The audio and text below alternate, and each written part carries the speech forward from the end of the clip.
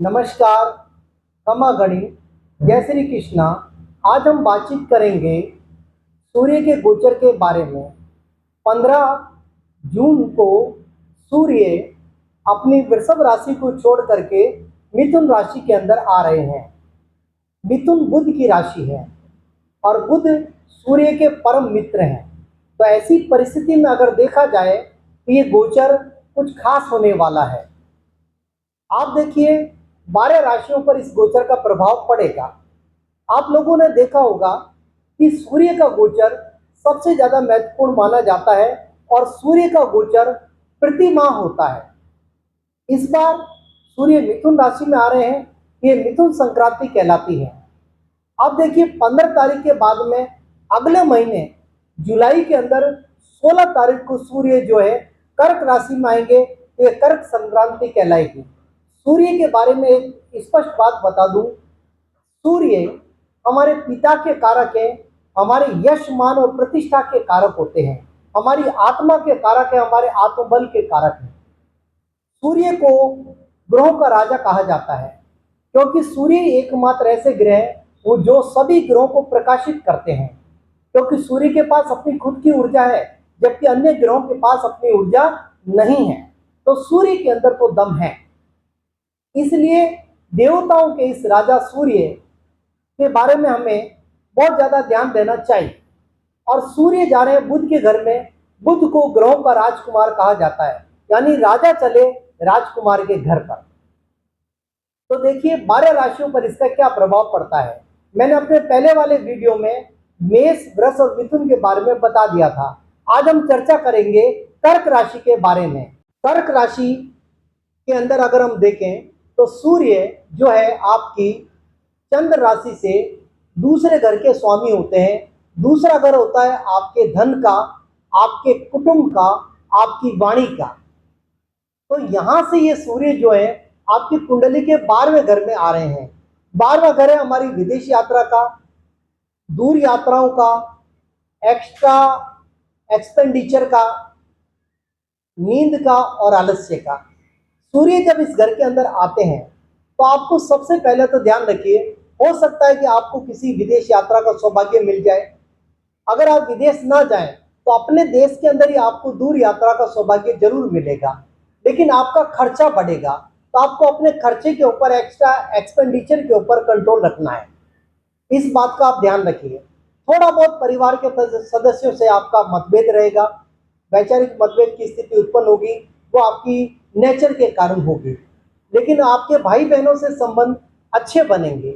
ये जो समय है वो समय पैसे को ध्यान से खर्च करने का है और इस टाइम पीरियड के अंदर आप ना तो किसी को पैसा उधार दें और ना ही किसी से पैसा उधार लें। इस बात का आपको ध्यान रखना है। लेकिन जब भी आपकी कोई यात्रा होती है तो आपकी यात्रा एक प्राकृतिक स्थल पर होती है जहां पर पूर्ण शांति है और चारों तरफ एक नेचुरल एनवायरनमेंट है। ऐसी स्थिति में आपको बहुत ही आनंद की प्राप्ति होती है। तो आप देखिए यहाँ पर अब बातचीत करते हैं थोड़ा विद्यार्थी वर्ग के बारे में। विद्यार्थी वर्ग का मन थोड़ा सा स्टडी से डिस्ट्रैक्ट होगा, तो उसका आप ध्यान रखिए। लेकिन आपकी लव लाइफ के अंदर मेरे को कोई समस्या दिखाई नहीं देती है, तो उसके अंदर तो आप भरपूर आनंद लीजिए और आगे बढ़िए और अपने नेत्रों का और अपने आलस्य का ध्यान रखिए। इसके लिए आप थोड़ा सा व्यायाम करिए नियमित रूप से, और अगर आप जिम जाते हैं तो थोड़ा जिम का काम भी करिए, तो ये आपके लिए अच्छा रहेगा। राशि वालों, जब आपका चंद्रमा 5 नंबर के अंदर है तो आपकी सिंह राशि है। सिंह राशि के ऊपर इस गोचर का क्या प्रभाव पड़ेगा, तो आप देखिए सिंह राशि में सूर्य जो होते हैं वो आपके लग्नेश है। लग्नेश होकर के ये आपकी कुंडली के 11वें घर में आ रहे हैं। 11वां घर लाभ का होता है, प्रॉफिट का होता है, गेन का होता है, बड़े भाई बहनों का होता है। तो यहाँ पर आपको अपने बड़े भाई बहनों से लाभ मिलेगा।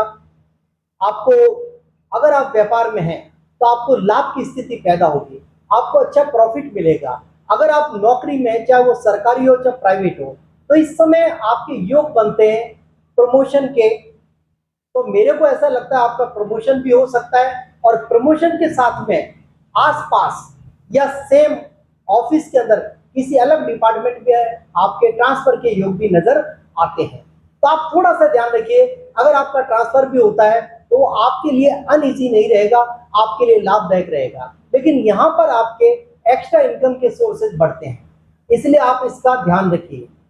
अगर आप अपने लव लाइफ के बारे में देखना चाहते हैं तो आपकी लव लाइफ अच्छी रहेगी, उसके अंदर कोई मेजर इश्यूज नजर नहीं आते हैं। लेकिन यहाँ पर आपको संतान से लाभ मिलेगा। अगर संतान अभी तक आपका कहना नहीं मान रही थी, वो आपके लिए ओबीडियंट हो जाएगी।